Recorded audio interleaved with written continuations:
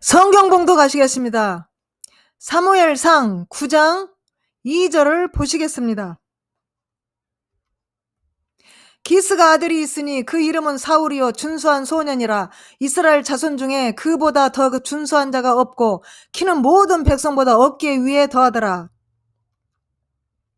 기도하시겠습니다. 주님의 이름을 찬양합니다. 죽임을 당하신 어린 양 예수 그리스도의 능력과 부와 지혜와 힘과 존귀와 능력과 찬송을 세세토록 받게 합당하시도다. 거룩하신 성령님, 우리의 마음을 만지시고 우리의 삶을 변화시켜 주시옵시고 사울과 같이 끝에는 멸망하지 않도록 도와주시옵소서. 항상 성령의 충만을 끝까지 지킬 수 있도록 힘과 능력과 권능을 부어주시옵소서. 모든 영광 주님께 돌립니다. 예수님의 이름으로 감사하며 기도합니다. 아멘.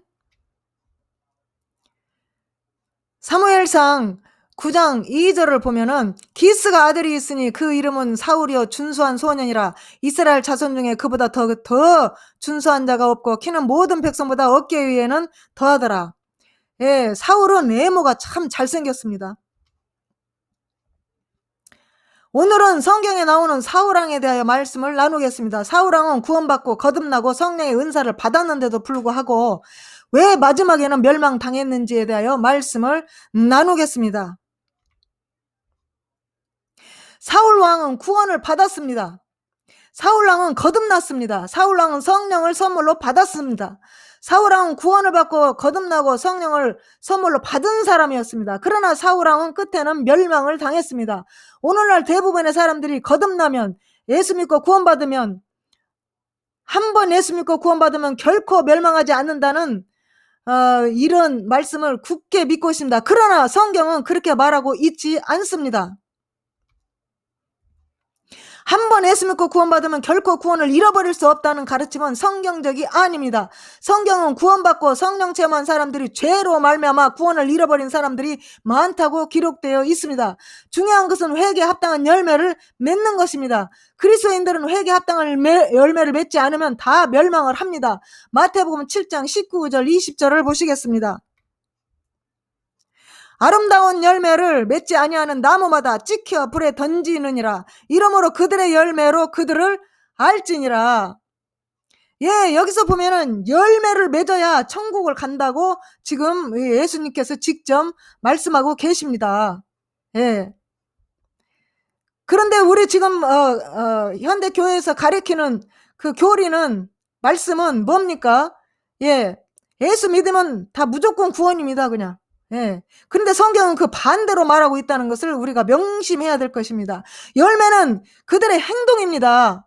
성경의 열매는 입술의 열매, 행위의 열매, 성령의 열매, 빛의 열매, 회개에 합당한 열매가 있습니다. 마태복음 14장 8절에 보면 좋은 땅이 있고 빛의 열매가 있고, 에베소서 5장 9절에 보면은 빛의 열매가 있고, 선한 열매, 야고보서 3장 17절에 선한 열매가 있고, 손의 열매는 잠언 31장 31절에 있습니다. 의인의 열매는 잠언의 11장 30절에 있습니다. 영생의 열매도 있고요. 요한복음 4장 36절에 하나님 나라의 열매는 마태복음 21장 43절 회개에 합당한 열매를 맺어야 되는 것입니다. 이 열매는 우리가 누구인지에 대한 필연적인 결과입니다. 결국 추수가 오기까지는 시간이 걸릴지 모르지만 좋은 열매와 나쁜 열매가 분명하게 나타나 우리가 어떤 종류의 나무인지 드러내는 것입니다. 우리는 거짓 선지자들의 열매에 주의함으로써 거짓 선지자들로부터 자신을 보호해야 합니다. 이것은 그들의 삶과 사역의 여러 부면에 주의를 기울이는 것을 의미합니다. 우리는 선생, 즉 교회에서 가르치는, 성경을 가르치는 선생님들, 교사, 목사, 선교사, 이런 사람들을 주시해야 됩니다. 우리는 선생 교사가 보여주는 삶의 방식에 주의를 기울여야 합니다. 그들이 어떤 삶을 살고 있는지 우리는 봐야 합니다. 그들의 삶 속에서 열매가 있는지 아니면 아닌지, 그들은 생활 방식에서 의로움과 겸손과 신실함을 나타내고 있는지 우리는 주의를 기울여야 합니다. 우리는 그들의 가르침의 내용에 주의를 또한 기울여야 합니다. 성경에 야고보서에서 선생이 많이 되라고 하지 않았습니다. 선생되는 것을 그렇게 기뻐하지 않습니다. 왜냐하면 선생된 자가 심판을 더 크게 받기 때문에 선생 되려고 하지 말라고 그렇게 말을 했습니다. 하나님의 말씀에 참된 열매가 있는지 우리는 주시해야 됩니다. 아니면 사람 중심의 인본주의 종교 생활을 하고 있는지, 그것도 우리가 주의를 기울여야 합니다. 우리는 그들의 가르침의 효과에 주의를 기울여야 합니다. 사람들은 예수님 안에서 성장하고 있는지, 그 가르침에 예수님 안에서 정말 영적으로 성장하고 있는지, 아니면 그저 즐겁게 편안하게 교회에 왔다 갔다 하면서 지내다가 이 귀만 즐겁게 해주는 그런, 결국에는 타락하는 그런 가르침인지 우리는 살펴봐야 할 것입니다.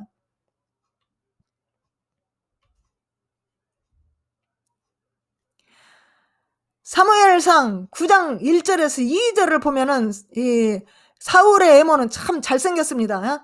베냐민 지파의 기스라 이름하는 유력한 사람이 있으니 그는 아비엘의 아들이요 그 수올의 손자요 베고라스 증손이요 아비아의 현손이며 베냐민 사람이더라. 기스에게 아들이 있으니 그의 이름은 사울이요 준수한 소년이라. 이스라엘 자손 중에 그보다 더 준수한 자가 없고 키는 모든 백성보다 어깨의 위만큼 더 컸더라. 기스가 아들이 있으니 그 이름은 사울이요 준수한 소년이라. 이스라엘 자손 중에 그보다 더 준수한 자가 없고 키는 모든 백성보다 어깨 위는 더하더라. 예. 이 사울은 정말로 이게 겉으로는 엄청 아주 그냥 그 완벽한 외모를 가진 사람입니다. 지금 키에다가 인물에다가 엄청 아주 잘생긴 사람이에요. 그래서 기스는 이제 여기서 보면은 벤자민 지파에다가 유력한 사람이라고 이렇게 나와 있습니다. 그러니까 이 사울은 아주 그 명문가 자손입니다. 사실은 기스는 권세 있는 사람이었고 사울의 아버지 기스는 이스라엘에서 부유하고 영향력 있는 사람이었습니다. 사울은 명문가 출신으로 부와 영향력을 가지고 태어났습니다. 완전히 그냥 그 요즘 말로 굉장히 그 금수저로 태어났다는 겁니다. 사울은 선택보고 잘생긴 청년이었습니다. 사울은 가족과 외모로 아주 유명했습니다. 그는 키가 크고 그 어떤 사람들보다 키가 큽니다. 잘생겼습니다. 사실 이스라엘 자손 중에 그보다 더 잘생긴 사람은 없었습니다. 아마 미스터 진에 나가면 아마 미스터 뭐 이렇게 세계 미스터 이렇게 선발대에 나가면 아마 미스터 진을 할 사람입니다. 이 사람이. 사울은 위대한 왕처럼 보였습니다. 이스라엘의 왕이 되는 것은 형상과 외모에 관한 것이었다면 사울이 바로 그런 사람이었습니다. 아주 외모는 아주 완벽합니다. 사울은 외모도 잘생겼을 뿐 아니라 성품도 겸손한 사람이었습니다. 사무엘상 9장 21절을 보겠습니다. 사울이 대답하여 가로되 나는 이스라엘 지파의 가장 작은 지파 베냐민 사람이 아니오며 나의 가족은 베냐민 지파 모든 가족 중에 가장 미약하지 아니하나이까. 당신이 어찌하여 내게 이같이 말씀하시나이까.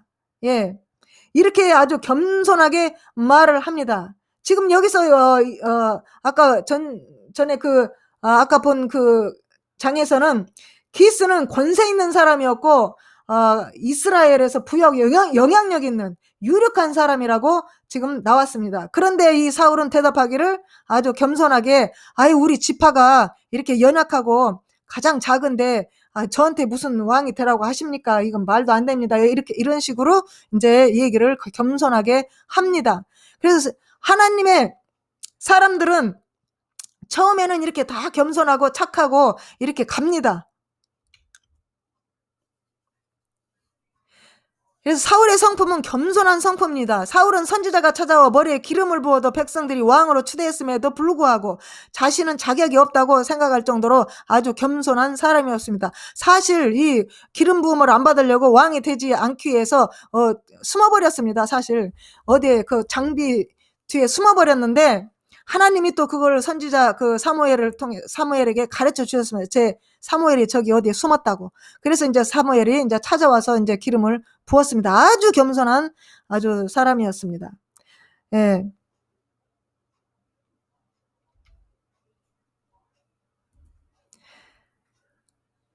사울의 영적 상태는 아주 좋았습니다.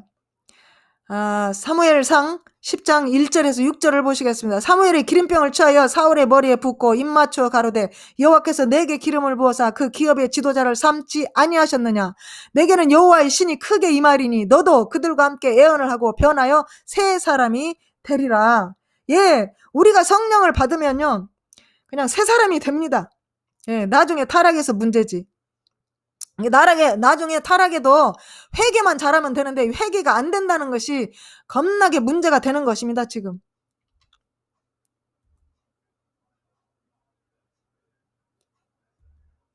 기름은 이것은 문자적인 사울의 기름 부음이었습니다. 기름 부으다 라는 단어는 문지르거나 뿌리는 것을 의미합니다. 연고 또는 유성 액제를 바르는 것입니다. 사무엘이 기름을 그의 머리에 부었을 때 사울은 기름을 받았습니다. 기름 부음을 받았습니다. 사울의 머리와 몸에 기름 부은 일은 하나님이 그에게 영적으로 행하신 일을 상징하는 것이었습니다. 성령이 그에게 부어져서 이스라엘 왕으로서 다스리는 일을 할 수 있는 능력을 갖추게 하셨습니다. 이 이스라엘의 기름 부음은 왕에게 기름 붓고 선지자에게 기름 붓고 또 제사장에게 기름을 붓습니다. 이 새 언약 아래 있는 그리스도인 우리도 기름 부음을 받았습니다. 사실은 너희는 거룩하신 자의 기름을 받았느니라 그랬습니다. 이건 성령을 얘기합니다. 요한일서 2장 20절에 보면 그러나 너희는 거룩하신 자에게서 기름 부음이 있어 모든 것을 알고 있느니라. 신약의 의미에서 기름 부음은 성령의 충만함과 축복을 받는다는 개념을 가지고 있습니다. 이것은 모든 그리스도인의 공통된 속성이지만 우리는 하나님께 더 순종하고 복종해야 될 것입니다. 사울의 기름 부음은 사울의 머리가 기름으로 흠뻑 젖었기 때문에 기억에 남고 분명한 기름 부음이었습니다. 시편 133편 2절을 보시면 머리에 있는 보배로운 기름이 수염에 흐르고 옷깃에 흘러내린 같도다. 그리스도인으로서 우리의 성령 충만과 능력은 기억에 남고 분명해야 합니다. 사울은 이 사건을 돌이켜보고 하나님께서 그를 이스라엘의 왕으로서 특별한 일에 부르셨다는 것을 알 수가 있습니다. 성령을 받으면 새 사람이 됩니다. 거듭납니다. 성령은 우리에게 보드라운 마음을 주십니다. 안악한 심령을 제하여 주시고 아주 굉장히 소프트한 마음을 주십니다. 에스겔서 11장 19절을 보시겠습니다. 내가 그들에게 일치한 마음을 주고 그 속에 새신을 주며 그 몸에서 굳은 마음을 제하고 부드러운 마음을 주며. 성령을 받으면 완악한 사람이 완전히 깨지고 녹아져 버립니다. 심령이 부드러워지고 완전히 새 사람이 됩니다. 이것이 성령의 능력입니다. 심령이 새롭게 됩니다. 성령 받은 사람들은 마음이 일치하고 성령 안에서 하나가 됩니다. 사울의 영적 상태를 보시겠습니다. 우리가 교회 안에서 성령 충만한 사람들은 다 일치하고 하나 되고 아멘 합니다.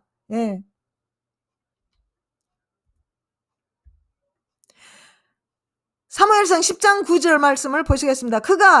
사울이 사무엘에게서 떠나려고 몸을 돌이킬 때 하나님의 새 마음을 주셨고 그날 징조도 다 응하니라. 성령을 받으면 성령의 마음, 예수의 마음이 부어져 버리기 때문에 옛사람은 죽고 새로운 완전히 피조물이 되는 것입니다. 그래서 이런 사건들이 그 징조가 다 응했다는 겁니다. 실제로.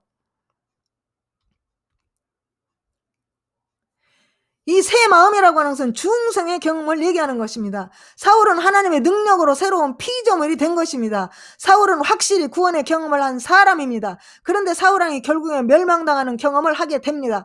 사울의 이와 같이 생애는 한 번 구원받으면 결코 구원을 잃어버릴 수 없다는 가르침에 이거는 오류가 있습니다. 사울의 생애는 즉 아무리 성령 충만한 경험을 한 그리스도인일지라도 멸망당할 수 있다는 것을 말하고 있는 것입니다. 사울의 생애는 거듭남을 경험한 사람들에게도 깊은 경고를 주고 있는 말씀입니다. 사울은 은사를 또 받았습니다. 은사를 받고 애언도 했습니다. 그러니까 예수 믿고 구원받아서 성령 받고 은사 받아서 미니스트리를 잘 하는 사람입니다. 처음에는. 그런데 나중에 이제 죄로 말미암아 죄를 회개를 하면 좋은데 죄가 회개를 안 해서 고집이 워낙 세고 아주 교만해서 아주 그냥 마음이 강팍해져서 이제 회개가 안 되는 것입니다. 회개하면 될 텐데 그 회개가 그렇게 어렵다는 겁니다. 내 자신이 자아가 세면은.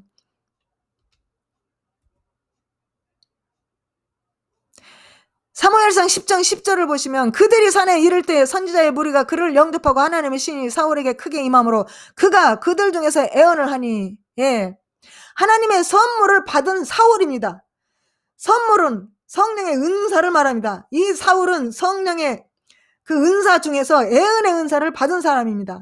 사울은 애언의 은사를 받은 하나님의 사람입니다. 그래서 여기서 하나님의 신이 사울에게 크게 임함으로 성령의 은사가 강하게 임하였다는 것입니다. 여기서 보면은 그 크게 임하였다는 것을 강조하고 있습니다. 예, 그냥 하나님의 신이 임하니라 하지 않고 이 사울에게는 하나님의 신이 사울에게 크게 임함으로 성령의 역사가 강하게 임하였다는 것입니다. 예, 아우 얼마나 부럽습니까? 이렇게 큰 성령의 은사를 받고 예언의 은사를 받고, 예, 또 우리 기독교인들이 그냥 뭐 방언의 은사도 받고 지식의 은사도 받고 얼마나 지금 은사가 많이 선물로 내려왔습니까? 그런데도 맨 나중에 멸망하는 것은 이게 무슨 징조입니까? 타락하지 맙시다. 우리는 경건했던 사울 왕이 어떻게 멸망당하는 운명에 처했는지에 대해서 우리는 살펴봐야 할 것입니다. 우리도 자칫하면 사울 같은 운명이 될 수가 있습니다. 사울은 한동안 겸손한 아름다운 믿음으로 살았습니다. 정말 성령이 우리가 성령 처음 받고 예수 믿고 얼마나 많이 울며 얼마나 많이 회개하며 얼마나 많이 깨끗했습니까? 예, 그런데 점점점 이제 이게 뭐 스테인이, 즉 이제 이렇게 때가 묻어지는, 영적으로 때가 묻어져서 이제 마음이 강팍해지고, 마음이 완악해지고, 이제 옛날 그 모습으로 다시 돌아가 버려서 이제 회개를 못하고 이제 죽는 그런 비참한 이제 그리스도인이 이제 되는 것입니다. 회개치 아니하면. 그런데 사울왕이 죄를 지음으로 사단이 거듭났던 사울왕을 무너뜨려서 멸망당하는 길로 이끌기 위해 그를 공격한 것입니다. 그리스도인들의 죄는 사단의 먹잇감입니다. 멸망하기 전에 회개해야 합니다. 지금 회개가 안 되므로 많은 그리스도인들이 멸망으로 달려가고 있는 것입니다. 자기네들은 꿈에도 지금 자기가 멸망을 당할 것이라고는 생각을 못하고 있다는 것이, 그것이 지금 제일 문제입니다. 사울의 첫 번째 이제 시험을 한번 보시겠습니다. 사무엘상 10장 27절 말씀, 어떤 비유는 가로되 이 사람이 어떻게 우리를 구원하겠느냐 하고 멸시하며 예물을 드리지 아니하니라. 그러나 그는 잠잠하였더라. 예, 지금 이 사울이 어떻게 이 사람이 어떻게 그 나라를 우리를 다스리겠어 하고 이제 인정을 안 하는 겁니다. 예. 그런데 이 사울은 왕인데도 그냥 가만히 침묵하고 있습니다. 이것이 성령 받은 하나님의 사람입니다. 사울은 왕으로서 그를 멸시하는 사람들이 권위적으로, 왕이기 때문에 이제 그 권위를 사용해서 아주 그냥 쳐버릴 수도 있습니다. 권위적으로 행동할 수 있지만 그는 겸손한 마음으로 침묵으로 이깁니다. 이거를 멸시당하는 시험을 침묵으로 승리한 사울의 모습은 그가 진정으로 거듭나고 세망을 받았던 아주 그 성령의 사람이었음을 증명을 하고 있는 것입니다. 성령을 받은 사람의 상태입니다. 이것이 하나님이 그와 함께 하셨으므로 사울왕은 암몬과의 전쟁에서 완전한 승리를 했습니다. 그의 두 번째 시험은 사람들이 그를 칭찬하는 것이었습니다. 그리고 부추기는 것이었습니다. 그리고 사람들이 사울왕을 높여줌으로 이것이 사탄의 강력한 공격이 되었습니다. 사무엘상 11장 12절 말씀, 백성이 사무엘에게 이르되 사울이 어찌 우리를 다스리겠느냐, 한 자가 누구오니까 그들을 끌어내소서 우리가 죽이겠나이다. 그러니까 이제 이게 전쟁에서 그냥 완전하게 승리를 해버리니까 이 백성들이, 사울의 쪽에 있는 사람들이 이제 사울을 자꾸 부추깁니다. 과거를 끄집어내가지고 사울이 어찌 우리를 다스리겠느냐, 한 사람, 그 사람 누구야, 그들을 끌고 이리 오면은 우리가 죽여버리겠나이다. 이렇게 지금 사울을 막 부추기면서 사울을 아주 선동합니다. 이 대승의 순간에 사울의 지지자들은 이전에 그를 왕으로 지지하지 않았던 자들을 폭로하고 죽이자고 했습니다. 얼마나 참 사람들의 마음이 이렇게 믿음이 없는 건지. 사람들은 뭐 사울 왕을 칭찬과 부추김으로 선동했지만 사울 왕은 거기에 넘어가지 않습니다. 처음에는. 예. 사울 왕은 사람들을 통하여 사단의 강력한 공격을 겸손으로 막아냈습니다.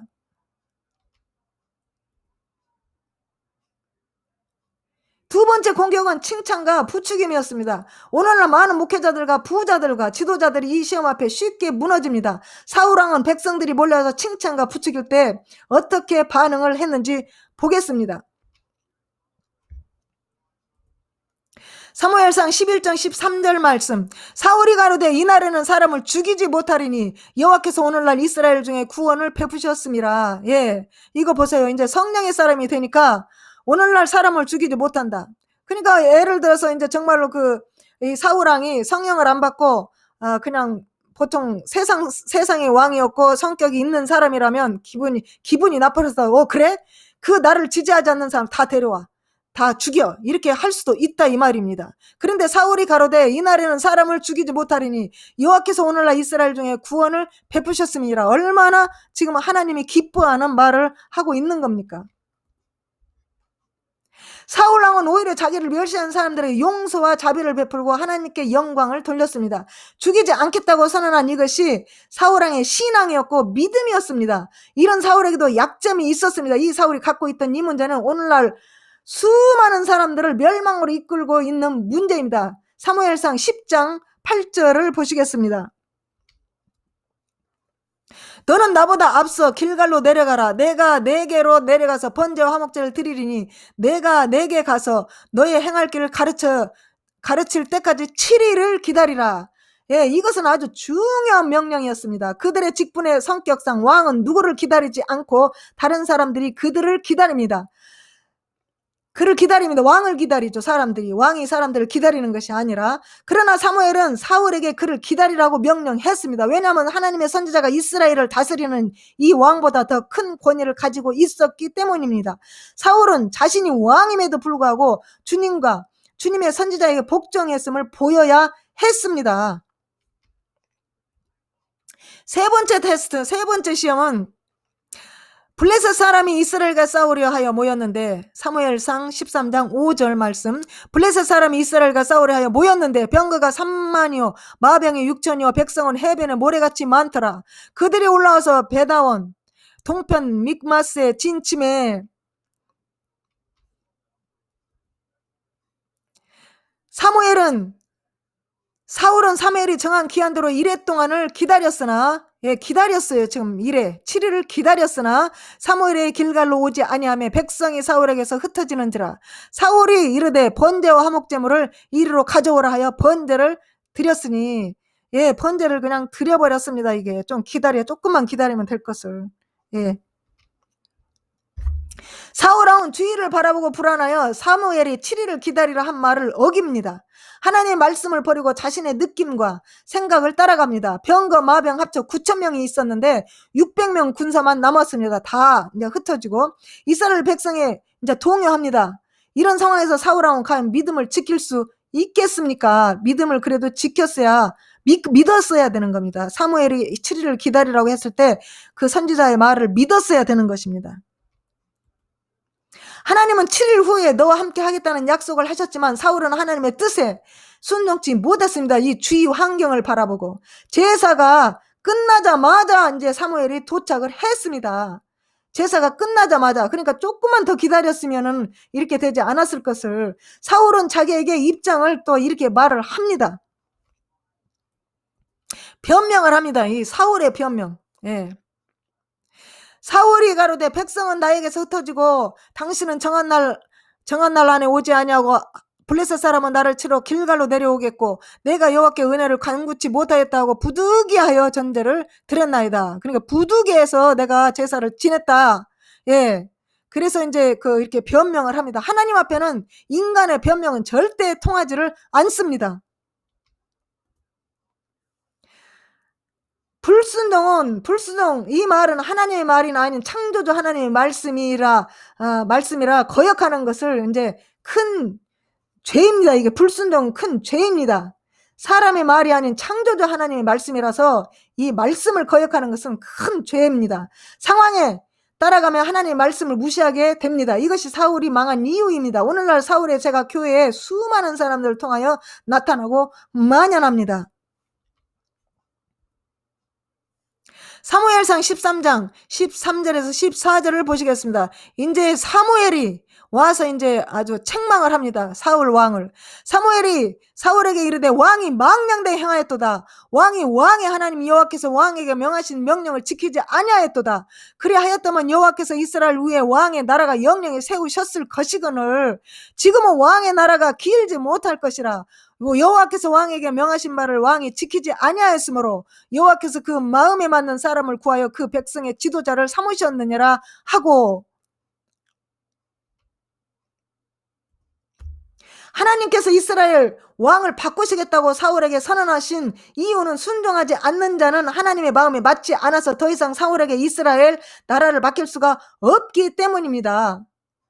사울은 하나님의 말씀을 분명히 알면서도 상황을 보고 불안하여 믿지 못하고 자신이 판단이 옳다고 생각을 했습니다. 제사장만 여호와의 전에 들어가 분향해야 하는데, 이 구약에 보면 우시야 왕이라는 사람도 제사장이 있는데도, 거기는 제사장이 있는데도 불구하고 왕이 마음이 높아져서 교만해져서 왕의 권위를 가지고 여호와께 분향드리다가 문둥병에 걸린 사례가 있습니다.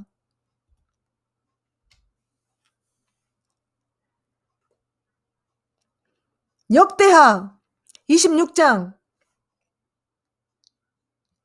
16절을 보시면 우시야 그가 강성하여짐에 그의 마음이 교만하여 악을 행하여 그의 하나님 여호와께 범죄하되 그 여호와의 성전에 들어가서 향단에 분향하라 한지라. 제사장 아사랴가 여호와의 용맹한 제사장 80명을 데리고 그의 뒤를 따라 들어가서 우시야 왕 곁에 서서 그에게 이르되 우시야여, 여호와께 분향하는 일은 왕이 할 바가 아니요 오직 분향하기 위해서 구별함을 받은 아론의 자손 제사장들이 할 바니 성소에서 나가주소서. 왕이 범죄하였으니 하나님 여호와께서 영광을 얻지 못하리이다. 우시야가 손으로 향로를 잡고 분향하려 하다가 화를 내니 내가 그가 제사장에게 화를 낼 때 여호와의 전 안 향단 곁 제사장들 앞에서 그의 이마에 나병이 생긴지라. 대제사장 아사랴와 모든 제사장이 왕의 이마에 나병이 생겼음을 보고 성전에서 급히 쫓아내고 여호와께서 치심으로 왕도 속히 나가니라. 예, 그 성전에 분향드리는 것은 반드시 제사장이 해야 되는 것입니다. 아무리 왕이라도 절대로 이거 제사장의 그 직분을 왕이 월권하면 안 됩니다. 하나님이 제일 싫어하는 것은 이 질서를 파괴하는 것입니다.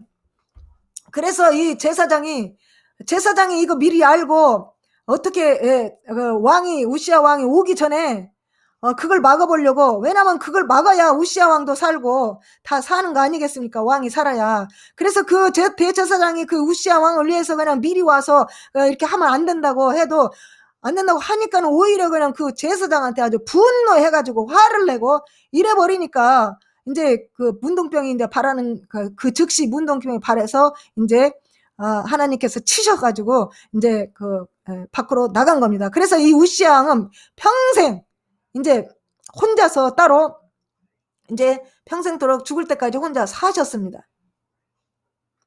예, 이 교만은 패망의 선봉이에요. 패망의 선봉.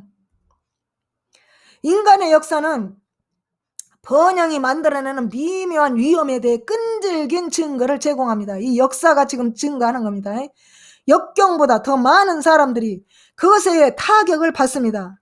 역경, 즉 고난을 당할 때는 교만하지 않습니다. 어떻게 하면 정말 역경을 이겨내고 하나님을 의지하고 이렇게 해 나가는데, 이게 이제 막 권력이 생기고 이제 돈이 많아지고 이제 번영을 하면은 이제 어떻게 됩니까? 마음이 높아진다는 겁니다. 이제 배는 게 없어.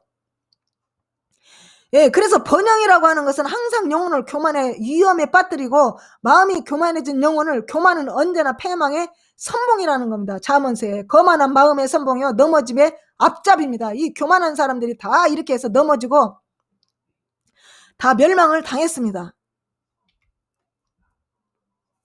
오늘날 그리스도인들이 하나님의 말씀을 누구보다도 잘 알면서 믿음은 지키지 못합니다.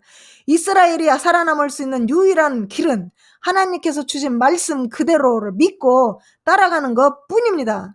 예, 우리는 말씀을 누구보다 더 잘합니다. 그리스도인들이. 그런데 그 말씀을 믿지는 않습니다. 그래서 믿지 않기 때문에 순종이 안 되는 것입니다. 그래서 열매를 맺지 못해서 결국은 멸망을 당하는 것입니다.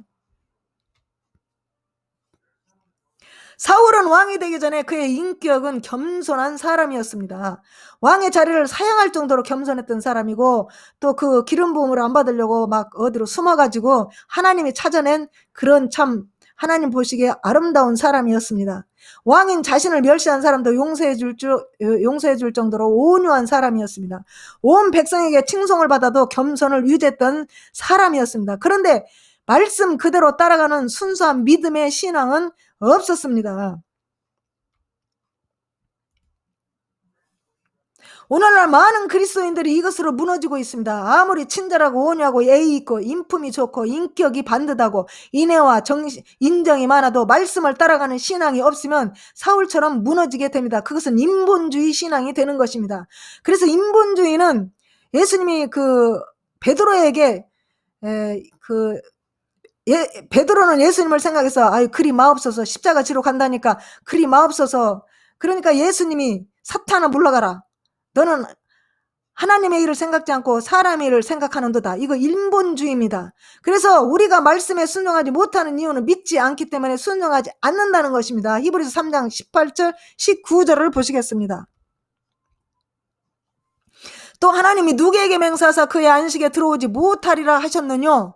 곧 순종치 아니하던 자에게가 아니냐? 이로 보건대 저희가 믿지 아니함으로 능히 들어가지 못한 것이라. 예, 우리가 믿음이 없으니까 순종이 안 된다는 것입니다. 아까 그 사울도 그 7일을 기다리라고 했으면 그 말을 그대로 선지자의 말을 믿고 그냥 그래도 기다렸으면 되는데, 이제 믿지를 못하니까, 예, 좀 늦으니까 믿지를 못하니까 이제 자기가 마음대로 그냥 제사를 드려버려다가 이렇게 그냥 다 왕창 망해버린 것입니다. 그래서 이 순종은 반드시 믿음이 있어야 순종이 되는 것입니다. 예. 순종이 안 되는 것은 믿지를 지금 못하기 때문에 순종이 안 된다고 이렇게 말하고 있는 것입니다. 그러므로 순종이 안 되면 이제 결국 저 안식에 들어가지 즉 천국에 들어가지 못한다는 것입니다. 믿음은 하나님의 말씀에 순종하는 행동입니다. 행하는 믿음은 그 자체가 죽은 것이라고 야고보서 2장 17절 18절에 말씀하고 계십니다.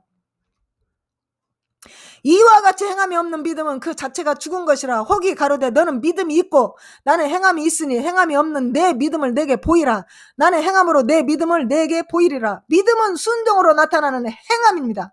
믿음은 하나님 말씀에 순종하는 것입니다. 마태복음 7장 21절에서 23절을 보시면 나더러 주여 주여 하는 자마다 천국에 다 들어갈 것이 아니요 다만 하늘에 계신 내 아버지의 뜻대로 행하는 자라야 들어가리라고 말씀하십니다. 그분의 뜻대로, 그분의 뜻에 순종해야 들어간다는 것입니다. 천국은.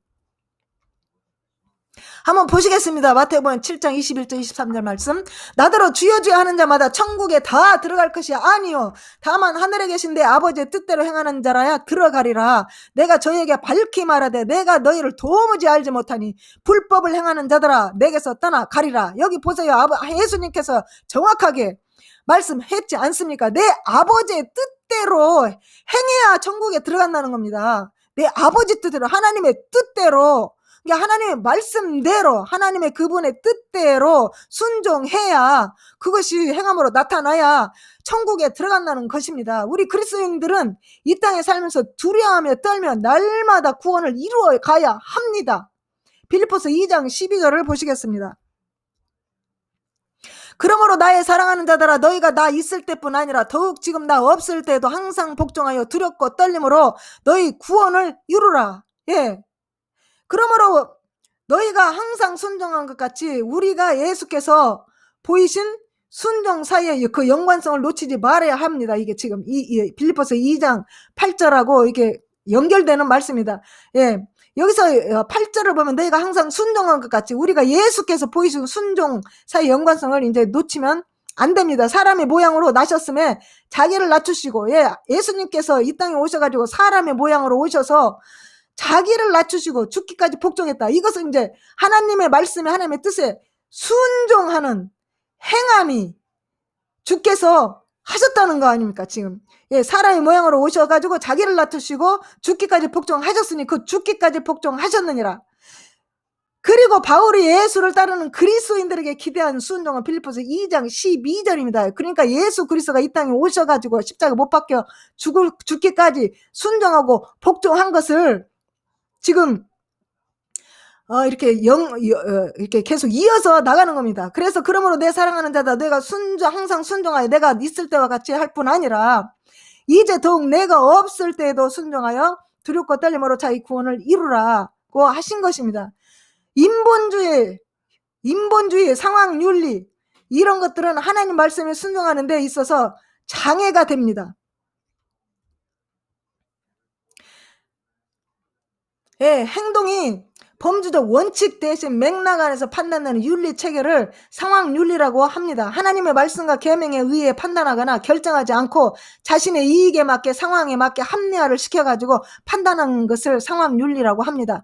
아전인수격으로 말씀을 풀이합니다. 나에게 맞춥니다. 그러므로 우리 그 교회 안에서 어떤 은혜의 말씀, 자기의 정말 자기한테 아멘할 수 있는 그 은혜의 말씀을 전하면 아주 기분이 좋아지고 또 은혜를 받습니다. 그런데 그 반대적으로 그 죄를 지적해서 회개하라 하면 아주 기분 나쁘고 막 승질을 냅니다. 예. 그러니까 하나님 말씀에서 판단을 해야 되는데 이제 인간의 그 상황 윤리에 맞게 그 사람에 맞게 이제 그 사탕발리만 하는 그런 말씀은 이거는 하나님이 절대로 기뻐하지 않습니다. 하나님의 말씀을 나에게 맞추면 절대 아닙니다. 하나님의 말씀을 우리는 인간이 순종하고 복종해야 되는 것입니다. 우리의 그리스도인들은 사람의 동기, 인간의 의도, 상황이 하나님의 말씀과 정면 충돌할 때 내 생각과 감정을, 내 체면을 버리고 내 자아를 버리고 내 죄악을 버리고 하나님의 말씀을 선택하고 따라가야 합니다. 그것이 신앙입니다. 반복되는 사울의 자기 합리화를 보겠습니다. 계속해서 이 사울은 자꾸 자기 합리화를 합니다. 사무엘상 15장 1절에 3절을 보시겠습니다. 사무엘이 사울에게 이르되 이제 왕은 여호와의 말씀을 들으소서. 만군의 여호와께서 이같이 말씀하시기를 아멜렉이 이스라엘에게 행한 일 곧 애굽에서 나올 때 길에서 대적한 일을 내가 추억하였노니 지금 가서 아멜렉을 쳐서 그들의 모든 소유를 남기지 말고 진멸하되 남녀와 소와 젖먹는 아이와 우양과 약대와 나귀를 죽이라 하셨나이다. 예, 아멜렉 사람들은 이스라엘에서 애굽에서 나올 때 아주 그냥 그 이스라엘의 뒤에서 이렇게 많이 이제 사람을 죽이고 이렇게 이스라엘을 이렇게 괴롭혔던 이제 그 사람들입니다. 그래서 하나님은 그것을 기억해서 이제 그 아멜렉을 이제 진멸해 버릴 것이다. 왜냐하면 내 백성을 괴롭혔기 때문에. 하나님은 자기 백성을 이렇게 끔찍하게 사랑을 하십니다.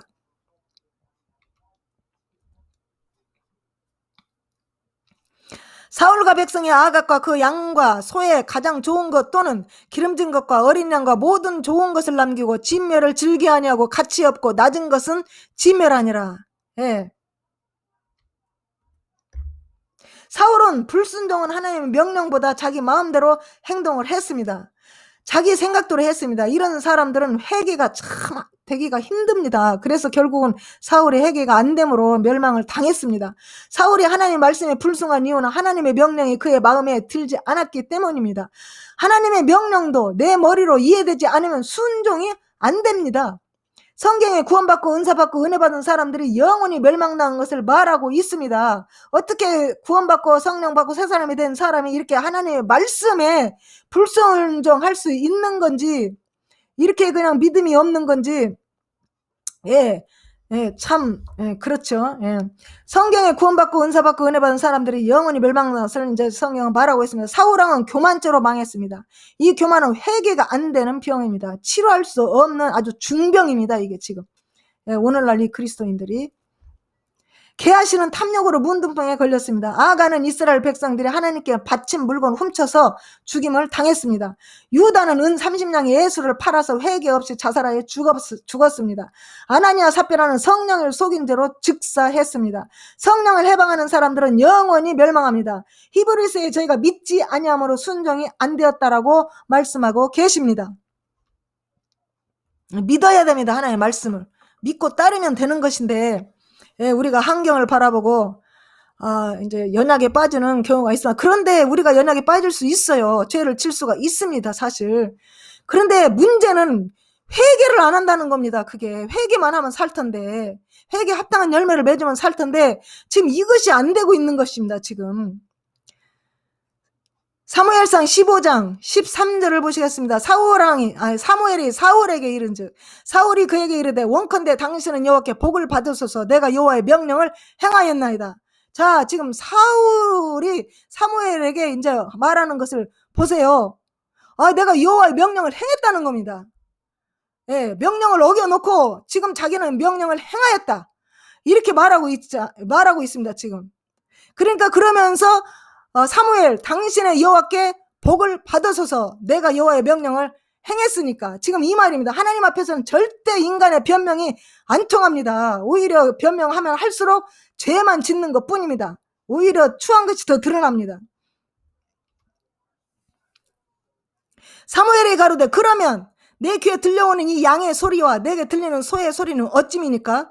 사울이 가로되 그것은 무리가 이스라엘 아멜렉 사람에게서 끌어온 것인데 백성이 당신의 하나님 여호와께 제사하려 하여 양과 소의 가장 좋은 것을 남김이요 그 외의 것은 우리가 진멸하였나이다. 예, 그래서 좋은 것들은 다 빼고 이제 별로 보잘것없는 것들은 다 진멸하였다고 이렇게 지금 말을 합니다. 그런데 여기서 사울이 또 핑계대는 게 뭐냐면 사울이 가로되 그것은 무리가 아멜렉에서, 이게 내가 한 것이 아니고 무리가, 이게 자기 부하들이 했겠죠. 무리가 아멜렉 사람들에게서 끌어온 것이라고 이렇게 또 거짓말을 합니다. 아니 무리가 그 왕의 명령에 의해서 움직이는 군사들이 어떻게 무리가 끌어왔다고 이렇게 또 핑계를 댑니까? 예, 자기가 명령을 했으니까 끌어왔겠지.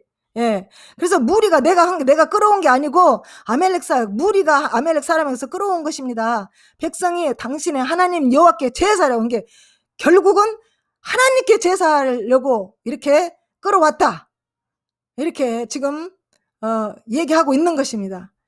그래서 양과 소에, 그래서 하나님을 끌고 다른 사람을 끌어들이고 하나님까지 끌어들입니다. 이 사울은. 이것이 얼마나 큰 죄악입니까? 양과 소의 가장 좋은 것을 남기며 그 외의 것은 다 우리가 진멸하였나이다. 예, 이렇게 지금 어처구니 없게 지금 사무엘 앞에서 이렇게 변명을 늘어놓습니다. 사울의 자기 기만은 자기를 멸망시켜버렸습니다. 그러니까 이 핑계가 나 때문에 데려온 거 아니에요. 나 때문에 남긴 거 아닙니다. 하나님께 드리려고 남긴 겁니다. 좋은 것만. 제 동기와 의도는 하나님을 위한 것입니다. 이렇게 핑계를 둘러댑니다. 이것이 성령의 음성을 거절하는 인간의 불쌍한 모습입니다. 사울은 죄를 짓고도 회개하지 않고 남에게 핑계대고 있습니다. 남을 끌어들이는 물귀신 작전이야 이게. 예. 자기가 잘못해놓고 죄 때문에 그랬다고. 예, 이렇게 핑계대. 이게 물귀신 작전이에요. 이게 물귀신. 더구나 하나님을 또 그냥 또 이렇게 끌어들여 이렇게. 자기 합리화는 자기 기만에 빠집니다. 그래서 성령의 음성을 듣지 못하게 되는 것입니다. 성령의 음성을 듣지 못하는 회개할 수 없게 되는 것입니다. 회개할 수 없기 때문에 그 죄로 용서를 받을 수 없게 되었다 이 말입니다. 즉 하나님께로부터 영원히 버림을 받은 것입니다. 사울의 생애는 영적으로 높은 경험을 한 이후에도 멸망당할 수 있다는 사실을 우리 그리스도인들에게 말씀해 주고 있는 것입니다. 그래서 성경은 끝까지 견디는 자가 구원을 받는다고 하십니다.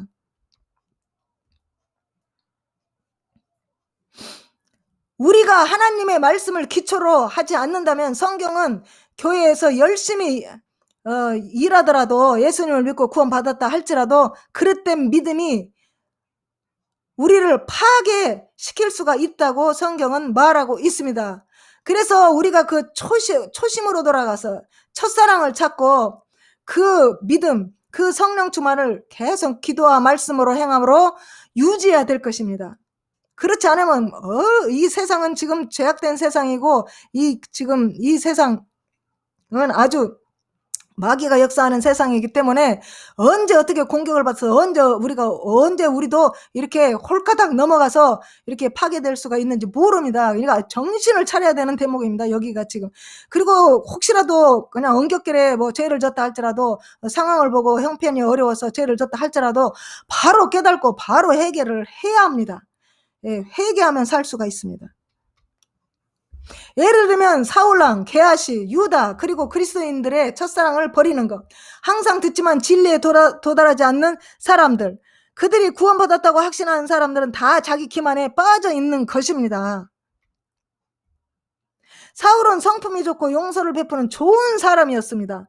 그러나 하나님의 말씀을 기준으로 삼지 않았습니다. 상황에 따라서 늘 흔들렸습니다. 그때마다 이유를 만들어 내거 합리화시켰습니다. 바로 그것이 사울의 운명을 처참하게 만들어버린 것입니다. 그리고 이 사울 같은 사람들은 하나님을 의식하기보다는 항상 그 사람을 의식합니다.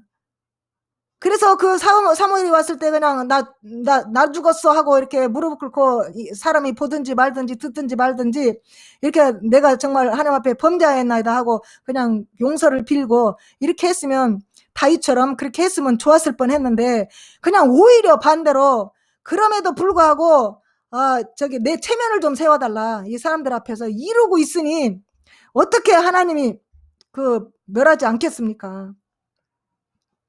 다윗하고 완전히 반대입니다. 이 사울은 사람 의식을 하고 다윗은 오직 하나님과의 그 다윗의 관계, 하나님을 의식해서 사람이 보든지 말든지 죄 졌을 때 완전히 그냥 무릎 꿇고 회개하고 벽에 머리를 적실 정도로 회개한다고 그렇게 성경에 나와 있습니다. 가론 유다와 사울왕의 공통점을 한번 보시겠습니다. 예, 둘 다 출중한 외모와 능력을 가지고 있습니다. 그러니까 유다는 거기 이제 그 회개를 받기 때문에 돈꾀를 맡았기 때문에 얼마나 머리가 좋습니까? 이 수학을 아주 잘했던 사람인 것 같습니다. 자존심과 교만의 종이 됐을 둘이 이 자존심 때문에 다 망한다니까요. 예, 자아를 죽여야 돼, 자아를. 이 자아를 쏙 빼고 하나님의 말씀으로 집어넣고 하나님의 능력과 성령의 은사로 집어넣어야 됩니다. 그래서 성령의 그 음성을 듣고 하나님의 말씀에 순종을 해야 되는 것입니다. 그래야 삽니다. 이 자존심 길거리에 버려도 개도 안 물어갈 자존심은 그냥 아주 꽉 쥐고 있어가지고 예, 그것이 그냥 아주 열매 맺는데 아주 장애가 되는 것도 모르고 지금 그러고 삽니다. 사람들이. 예, 사람의 인정과 이 두 사람은 사람의 인정과 칭송을 갈망했습니다. 자기 합리화로 하나님의 뜻을 거역합니다. 사단이 들어갔습니다. 회개하는 모습은 보였지만 거짓 회개했습니다. 스스로 목숨을 끊었습니다. 이 사람들은 회개가 아니라 회개라고 말하기에는 아니고 예, 그냥 그 후회라고 말해야 됩니다. 후회는 했는데 회개하지 못한 사람들입니다. 그래서 회개하지 않고 그들은 후회했을 뿐입니다. 결론은 우리는 예수 믿고 구원받았지만 죄를 확실히 회개하지 아니하면 멸망당할 수 있다고 성경은 말씀하고 계십니다. 우리는 회개에 합당한 열매를 맺어야 천국에 넉넉히 들어갑니다. 열매를 맺으면 우리가 넉넉히 들어간다고 성경에 베드로서에 나왔습니다. 베드로서 2장 1절에서 8절을 보면은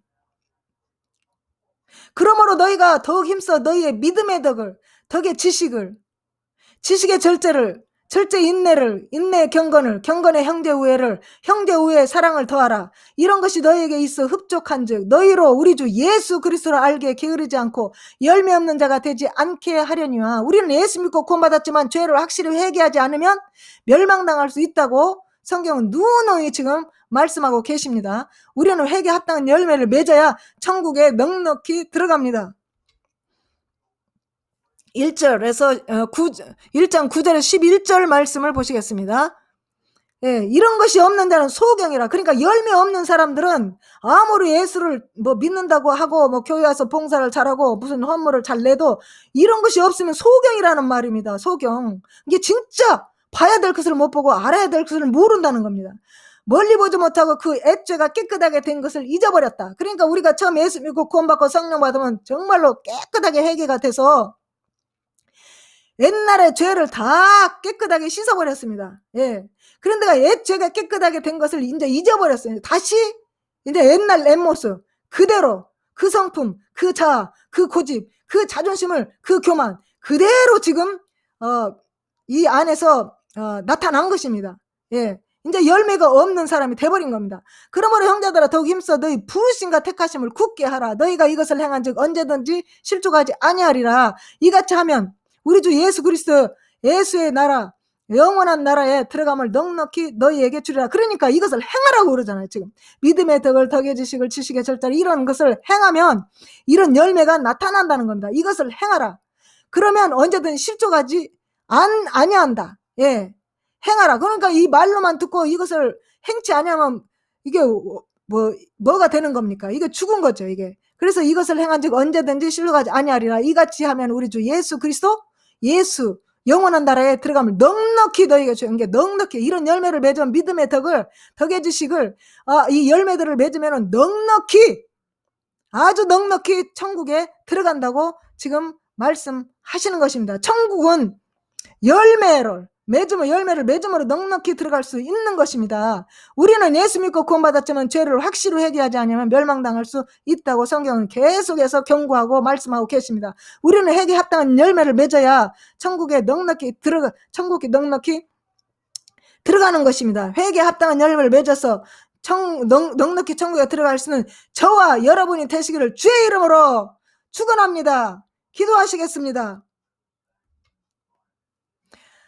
하나님 감사합니다. 오늘도 귀하고 오묘한 말씀을 우리에게 주셔서 깨닫게 하시고 영의 눈이 뜨이게 하심을 감사합니다. 주여 우리 자신의 기만과 교만에 속지 말게 하시고 사울처럼 망하지 않게 하여 주시옵소서. 모든 영광과 존귀를 하나님께 돌립니다. 예수님의 이름으로 감사하며 기도함나이다. 아멘.